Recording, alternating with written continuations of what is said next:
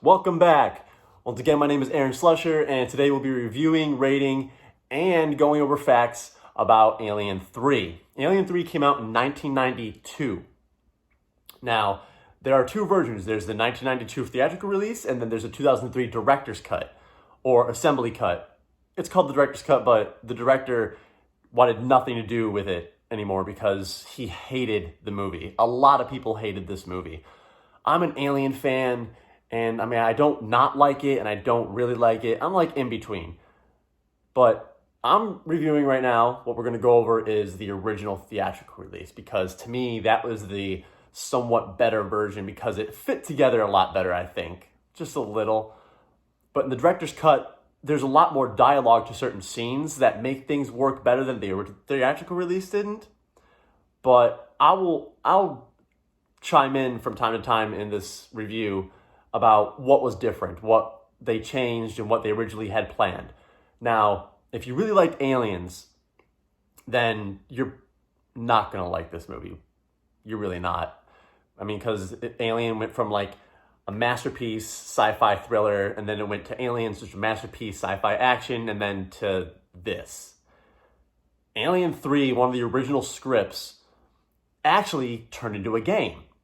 And that's Aliens Colonial Marines. And that came out for the PS3 and the 360, I think back in 2014, I want to say. And I liked the game mainly because it was an Aliens game. And I'm like, yay, Aliens, it's an Aliens game. But that game was one of the original scripts. And, Michael Biehn comes back to voice Corporal Hicks. Lance Henriksen comes back to voice Bishop. And it just works really well together. And actually, Neil Blomkamp was supposed to have a true sequel to Aliens. But when Ridley Scott wanted to do his prequel trilogy, he said, let me finish this first, so it got put on the back burner. And then once Disney merged with Fox, that went out the window. At least for now, it's not going to happen. But stick with me here. We're going to review Alien 3. Alien 3 takes place just days after Aliens, as the life pods jettison off the Sulaco due to a fire and land on prison planet Fury 161. Now, this opening sequence is a lot different from the director's cut. The director's cut's opening sequence is much more drawn out, and they don't find her in her cryo capsule. The EEV from the Sulaco crashes in the ocean, and somehow she got out, and she's washed up on the beach, and then the character that Charles Dance plays finds her, picks her up, brings her to the prison, tells the other guys to go pull the wreckage out. And so, I like the director's cut opening better. But, this one is just short and sweet. Like I said, there was tons of script discrepancies. A facehugger that traveled with them attached itself to a dog, which ended up giving birth to a brand new breed of alien, dubbed the Runner. Now, the fact, instead of a dog in the original script, it was an ox that the facehugger attached itself to.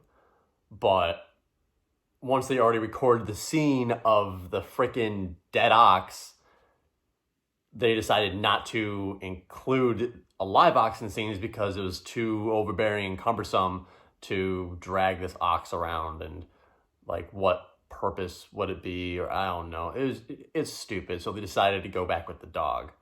Also, and how at the very end, in that scene you saw, it showed it was like, you could obviously tell it was a stick puppet and how it was like shaking. Well, one of the earlier things they tried to do was attach an alien suit to an actual dog, and they did that, but they never recorded anything.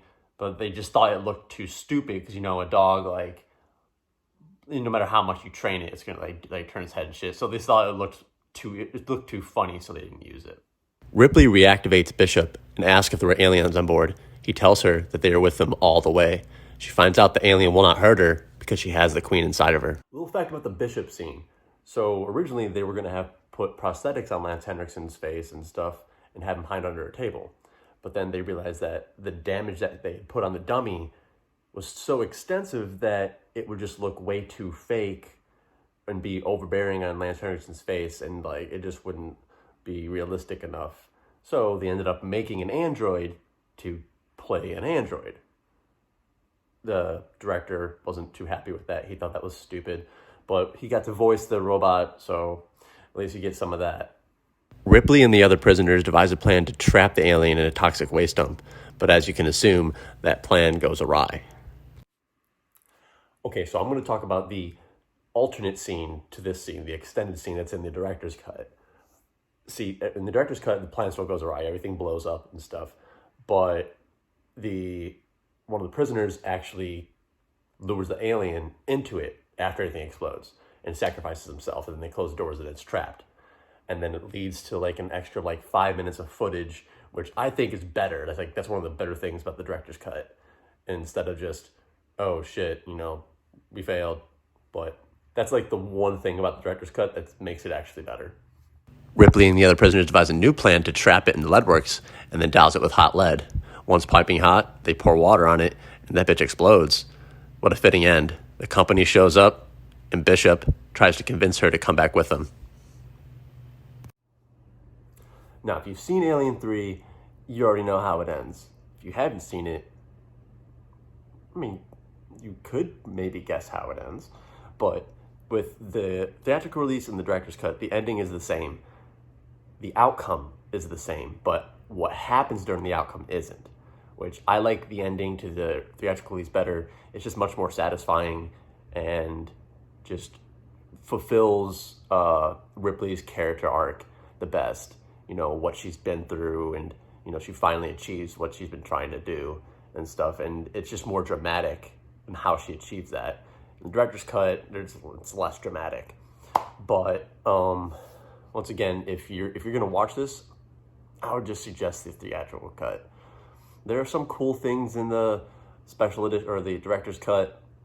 So if you're willing to watch both, that'd be great too, because it's really cool to see the different scenes. So watch the original first and then watch the director's cut, because then you'll be able to see it's definitely a new experience. There's another 15 minutes of footage, extended scenes, new scenes, but then they replace scenes like I mentioned before in the director's cut. Instead of the dog, there's the ox, but besides that, I'm gonna give this movie a 6 out of 10, and the only reason I'm not giving it a 5 is because I love the Alien movies. I'm a huge Alien fan, so that extra 1 is just because it's an Alien movie. If this movie was not an Alien movie and it was the same, plot and everything, and was just normal prisoners or whatever, then this movie would be absolutely trash. It really would. But just it is worth the watch. And right now we're on quarantine, so what else are you gonna do? Or most of you are on quarantine, so I would look it up, definitely give it a watch. But anyways, thank you for sticking with me through this review, as horrible and brutal as it was. Please give the video a like, please share. If you haven't subscribed, I would appreciate it if you did. If you want to see more, if you want to let me know what more I can do, what more you want to see, drop it in the comments, and I'll see you next time.